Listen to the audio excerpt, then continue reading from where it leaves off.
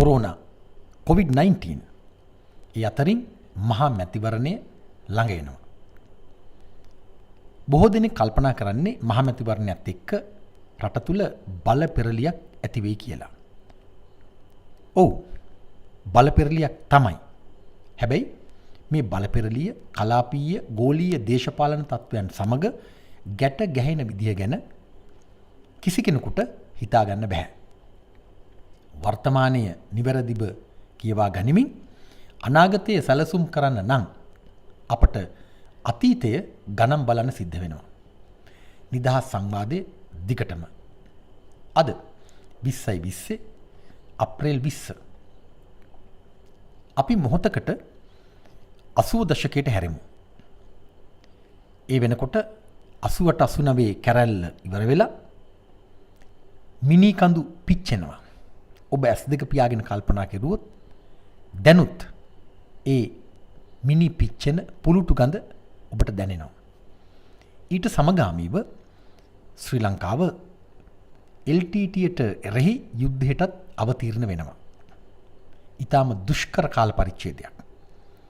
මිනි කඳු එකිනෙක ගොඩ ගැහෙනකොට රට පුරා ලීපැල්ලම් ඇඳෙන්න පටන් ගන්නවා. කලාපීය තත්වය, ගෝලීය තත්වය ඊට සමගාමීව ඊට අදාළයි. චීනය තමන්ගේ අතීතය වෙනස් කරනවා. දේශපාලන ආර්ථික ප්‍රතිසංස්කරණ රටට හඳුන්වා දෙමින් චීන ව්‍යප්තවාදයට මුල පුරනවා. පැරණි සේදමාවත යලි සිහිනයක් බවට පත් කරගන්නවා. සිහිනේ යථාර්ථයක් බවට පත් කරගන්න වැඩ කරනවා. මාවුගේ සීතල යෝධයා නැගිටින්න පටන් ගන්නවා වෙන විදිහකට. චීන බල ව්‍යාප්තිය ශ්‍රී ලංකාවට ඍජුව බලපානවා. ඔවුන් හෙමින් ශ්‍රී ලංකාව සමග විවිධ ව්‍යාපෘති සැලසුම් කරනවා. ඒ නිසාම සහ තවත් හේතු මත ඉන්දියාව ශ්‍රී ලංකාවට විවිධ අතපෙවීම් කරනවා. ඒ එකම බලපොරයක්. සියල්ල විමසිල්ලෙන් බලාගෙන ඉන්න ඇමරිකාව කලාපයට කඩාපනිනවා. ශ්‍රී ලංකාවේ ඉරණවිලට ඔවුන් පය ගහන්නේ වොයිස් ඔෆ් ඇමරිකා පටන් ගන්නේ අන්න එහෙමයි. ශ්‍රී ලංකාව ඊටාම සාහසික යුද්ධයකට මැදි වෙනකොට චීනය තමන්ගේ සේදමාවත සැලසුම් කරනකොට ඇමරිකාව 2007 දී ශ්‍රී ලංකාව සමග පළමු ඇක්සා ගිවිසුමට ඇතුළු වෙනවා. එය ශ්‍රී ලංකාව වෙනුවෙන් අත්සන් කරන්නේ අද ජනාධිපති එදා ආරක්ෂක ලේකම් ගෝඨාභය රාජපක්ෂ. ඔය වෙනකොට ඒ කියන්නේ 2004 වෙනකොට MCC හෙවත් මිලේනියම් චැලෙන්ජ් කෝපරේෂන් ව්‍යාපෘතිය සැලසුම් කරලා ක්‍රියාත්මක කරලා ඉවරයි. ඒ බුෂ්ගේ පාලනය ඇමරිකානු රාජ්‍ය දෙපාර්තමේන්තුව USAID සංවිධානයේ එකට වැඩ පටන් අරගෙන තිබුණේ. එහි ප්‍රතිඵලයක් හැටියට තමයි 2007 ඇක්සා ගිවිසුමට ඔවුන් ශ්‍රී ලංකාව සංවිධානාත්මකව සම්බන්ධ කරගන්නේ. දැන් ඉන්දියාව ඇමරිකාවත් එක්ක එකතු වෙලා ඊටාත්ම සූක්ෂම ආකාරයට ශ්‍රී ලංකාවේ බලය වෙනස් කරන්න සැලසුම් කරනවා. හේතුව එදවස රාජපක්ෂ පාලනයේ වැඩ කෙරුවේ චීනයට වැඩි ඉඩක් ලබා දෙමින්. ඒ ගැන උරණවන ඇමරිකාව 2009 දී ශ්‍රී ලංකාව යුද්ධය අවසන් කරනකොටම රීචාටිං ශ්‍රී ලංකා ආෆ්ටර් ද වෝ කියන සැලසුම යටතේ ශ්‍රී ලංකාව කඩලා කුඩු කරලා වෙනස් කරලා අලුතෙන් හදන්න සැලසුම් දියත් කරනවා. සහයට ඉන්දියාව. මේ වැඩපිළිවෙල 2010 දී සරත් ෆොන්සේකාව ගෙනල්ලා කරන්න උත්සාහ කරනවා. ජනතා විමුක්ති පෙරමුණ සහ රාජ්‍ය නොවන කළු බලල් හමුදාවක් කොන්ත්‍රාත්තු බාර ගන්නවා. වැඩි හරි ගියේ නැහැ. ඊට පස්සේ 2015 ජනවාරි 8 වැඩි හරි ගියා.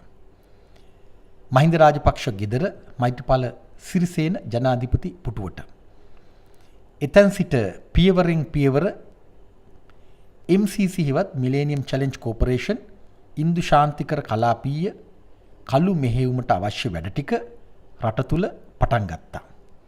රාජ්‍ය බිඳින ව්‍යවස්ථා කුමන්ත්‍රණය, විවිධ අනපනත්, ඒ සියල්ලම හරියට වටහා ගන්න යුද්ධය අවසාන වන කිට්ටු කාලයේදී එදවස ඇමරිකානු නායකයා බරක් ඔබාමා ලෝකයාටම කියන දේ අපි යලිත් මතක් කරගන්න ඕන. දිනේ හරියටම 2009 මැයි 14 නැවත අතීතයට මෙන්න බරක් ඔබාමා ලෝකයාට කියන දේ. I want to take a few moments at the top to talk about something that, with all the big issues going on, hasn't received much attention, but I think is worth talking about briefly. As some of you know, we have a humanitarian crisis that's taking place in Sri Lanka, and I've been increasingly saddened by the desperate news in recent days. Tens of thousands of innocent civilians are trapped between the warring government forces and the Tamil Tigers in Sri Lanka with no means of escape, little access to food, water, shelter, and medicine. This has led to widespread suffering and the loss of hundreds, if not thousands, of lives. Without urgent action, this humanitarian crisis could turn into a catastrophe. Now is the time, I believe, to put aside some of the political issues that are involved and to put the lives of the men and women and children who are innocently caught in the crossfire, to put them first. So I urge the Tamil Tigers to lay down their arms and let civilians go. Their forced recruitment of civilians and their use of civilians as human shields is deplorable. These tactics will only serve to alienate all those who carry them out. I'm also calling on the Sri Lankan government to take several steps to alleviate this humanitarian crisis.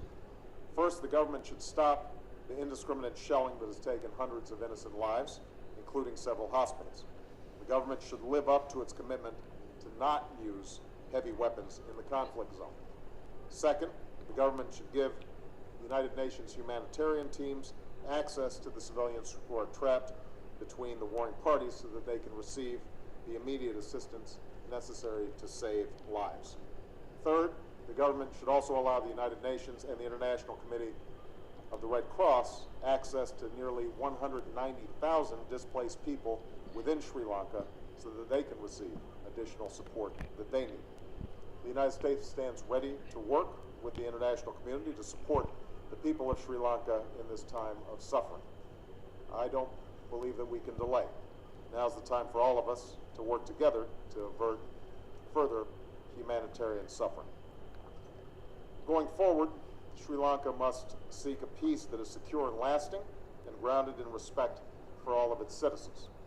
More civilian casualties and inadequate care for those caught in resettlement camps will only make it more difficult to achieve the peace that the people of Sri Lanka deserve.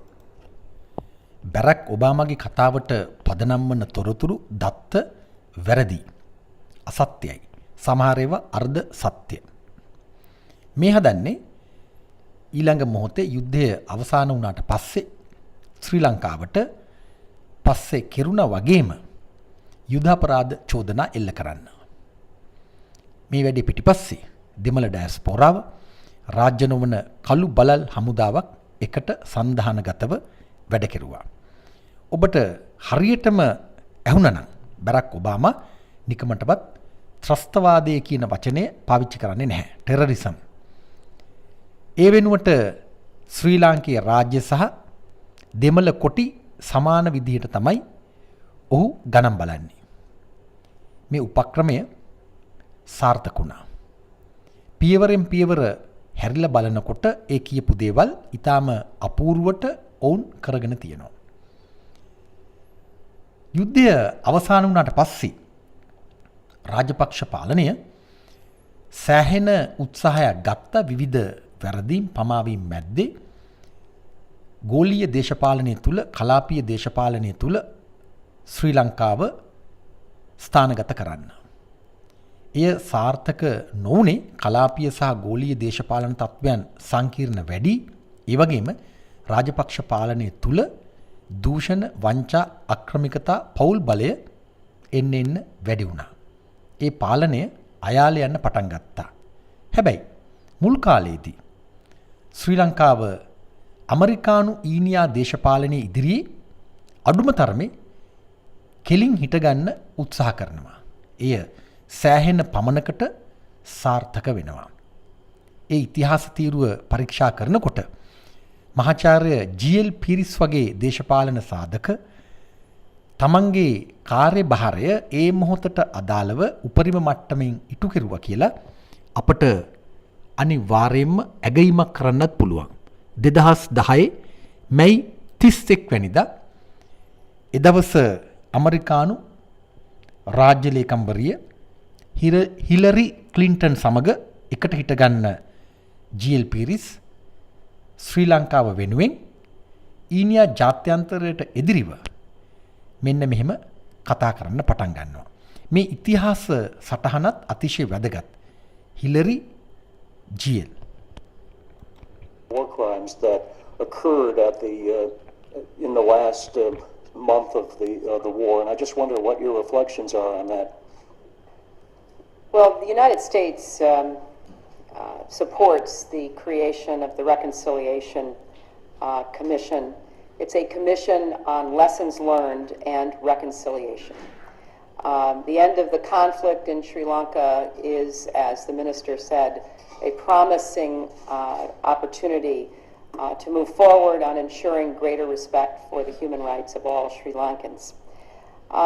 Experience in other countries has shown that such a commission that has the credibility and legitimacy within the country has a valuable role in advancing accountability. And we are very supportive of the approach taken by the Sri Lankans. We, of course, will continue to work with them and to observe this commission. We expect that it will be given a broad enough mandate with the resources necessary to be able to follow the trail of any evidence that is presented. It is especially important that commission members be and are perceived as being independent, impartial, and competent. And the minister has told me in our meeting that that's exactly the kind of people that are being appointed to this commission. We expect that the mandate will enable them to fully investigate serious allegations of violations and to make public recommendations, that commission members and potential witnesses must enjoy adequate and effective protection, and the commission must be able to work with the government so that the government will give due consideration to the recommendations. And we expect that this commission will reflect the desires and needs of the citizens of Sri Lanka, who were, after all, the primary victims of this long and terrible conflict. I think that the steps that have been taken by the Sri Lankan government are, commendable, and we are, supporting that effort. The minister and I talked about the continuing role of the United Nations, which intends to have an independent oversight role. But I think that this commission holds promise, and we hope and expect that it will fulfill that promise. Well, I think the point of departure is the observation by Secretary Clinton that the paramount consideration is the needs and the priorities of the people of Sri Lanka. Commissions of this nature have made a useful contribution to healing processes in other parts of the world in post-conflict scenarios, but the focus has to be on the local culture, on the local situation. So it is our firm conviction that the commission which has been set up in Sri Lanka, consisting of people of stature and independence with a mandate that is broad enough to address the critical issues. The mandate specifically empowers the commission to give their minds to these issues. Adequate financial resources have been placed at the disposal of the commission, and the commission enjoys a broad measure of public support within Sri Lanka, which is a decisive consideration. So our plea is that we be given the space to allow the Commission to begin its work without impediment or without hindrance. And certainly along the road, if we feel that there is a need for support, then we would certainly be happy to engage in a dialogue with the United Nations to get the benefit of the wisdom and the experience of the United Nations. But we think that at the start, the Commission must be given every encouragement to set about its work, and there must be a presumption that it is going to succeed. We must begin on that note. It's going to succeed. We want it to succeed. And we want all our friends abroad to support us vigorously and unreservedly in that endeavor. GL එදා මැනවින් කරුණු පැහැදිලි කරනවා. ශ්‍රී ලංකාව තුළ ප්‍රශ්නය විසඳගන්න පුළුවන් බව, ඒ සඳහා රටට විශ්වාසයක් තිබෙන බව, ඒ සඳහා ජාත්‍යන්තරය ඉඩ දිය යුතු බව ඔහුගේ කතාව හරහා කියවෙනවා. හැබැයි එක්සත් ජාතීන්ගේ සංවිධානයේ බෑන් කී මූන් දරුස්මාන් වාර්තාව මේ සියල්ල එකිනෙක සමග ගලපා ගනිමින් ඔවුන් වැඩ පටන් අරගෙන තිබුණේ. අපි එදා වේල ට්‍රැවල්ස් වුණාට යලිත් ඔබට කියනවා ඔවුන් දිගු කාලීන සලස්මක හිටියේ. මේ දැනුත් එහෙමයි. කෙසේ නමුත් 2010 දී කුරුමානම වැරදුනාට 2015 දී කුරුමානම හරියනවා. රෙජිම් එක චේන්ජ් වෙනවා. මහින්ද රාජපක්ෂ ගෙදර යනවා, මෛත්‍රීපාල සිරිසේන ජනාධිපති පුටුවට එනවා. ඊට පස්සේ දින 100 වැඩපිළිවෙල සියල්ල පියවරෙන් පියවර ක්‍රමානුකූලව ක්‍රියාවට නැංවෙනවා. විවස්ථාව වෙනස් කරන කුමන්ත්‍රණය අනපනත් වෙනස් කිරීම, යලි දින 100 තුල ඇමරිකාවට අවශ්‍ය සියලු වැඩ ටික සංවිධානාත්මකව කරන්න යහපාලනය සූදානම් වෙනවා. ඒ විතරක් නෙවෙයි. මේ සූදානම ගැන මංගල සමරවීර එදවස විදේශ කටයුතු අමාත්‍යවරයා ඇමරිකාවටම ගිහිල්ලා ඒ මොහොතේ 68 වෙනි රාජ්‍ය ලේකම්වරයා හැටියට කටයුතු කරපු ජෝන් කෙරීට තමන්ගේ අසරණ වාර්තාව ඉදිරිපත් කරනවා. 2015 පෙබරවාරි 18 වෙනිදා.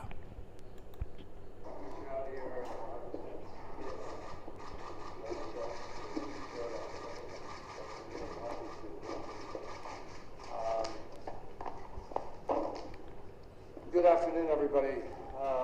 It's my great pleasure to welcome Foreign Minister Samarawira from Sri Lanka. And this is an exciting moment for all of us here because Sri Lanka on January 8th had an historic election in which there has been really a vote for change, a vote to move Sri Lanka in a new direction, to open up greater accountability, possibility for the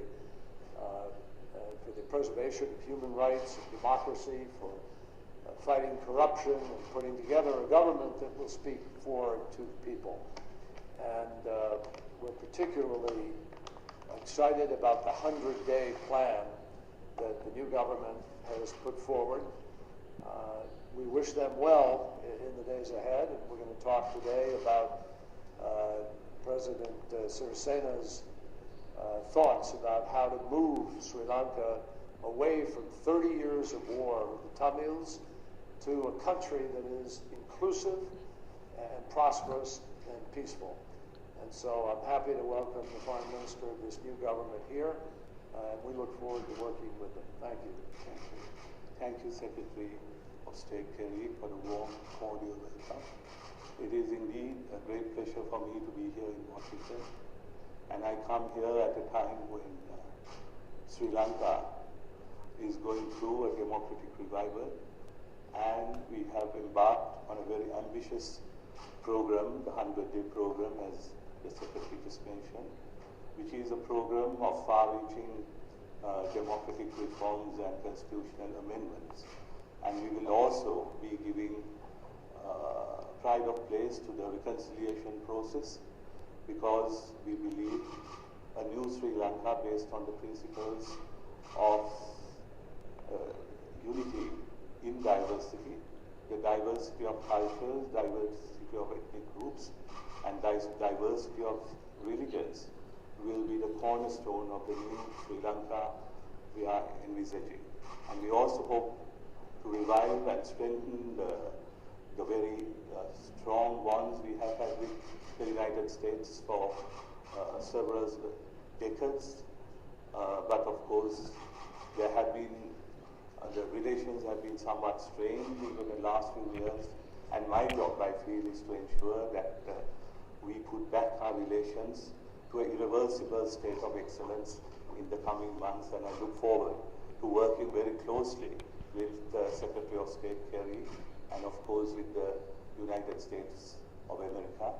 For us, for the new administration, the United States of America is not a threat but a great opportunity. Thank you. Thank you, Dr. Thank you. Thank you, sir. Mangala Samaraweera ඇමරිකානු ඒජන්තවරයෙක් විදිහට ඇමරිකානු කොන්ත්‍රාත්කාරයෙක් විදිහට ශ්‍රී ලංකාවට එරෙහි වැඩ ටික කරනකොට ඒ වැඩවලට නායකත්වය ලබා දුන්නේ මෛත්‍රීපාල සිරිසේන. මෛත්‍රීපාල සිරිසේනව වැඩේට තෝරගත්තේ සිංහල බෞද්ධ ඡන්දමතින් ජනාධිපති ධුරය කොල්ලකන්න. මහින්ද රාජපක්ෂව ගෙදර යවන්න පොදු අපේක්ෂකයා හැටියට තමන්ගේ ඉත්ත හැටියට තෝරගත්තේ මෛත්‍රීපාල සිරිසේන. ඒ හැරෙන්නට මෛත්‍රීපාල සිරිසේන නිකන් රූකඩයක් විතරයි. ඊට කිට්ටු දවසක මාස කීපයකට පස්සේ 2016 සැප්තැම්බර් 21 වෙනිදා ජෝන් කේරි මුණ ගැහෙන්න මෛත්‍රීපාල සිරිසේනත් යනවා. ශ්‍රී ලංකාවේ ජනාධිපතිවරයා බලන්න මෛත්‍රීපාල සිරිසේනගේ නිවට හැසිරීම.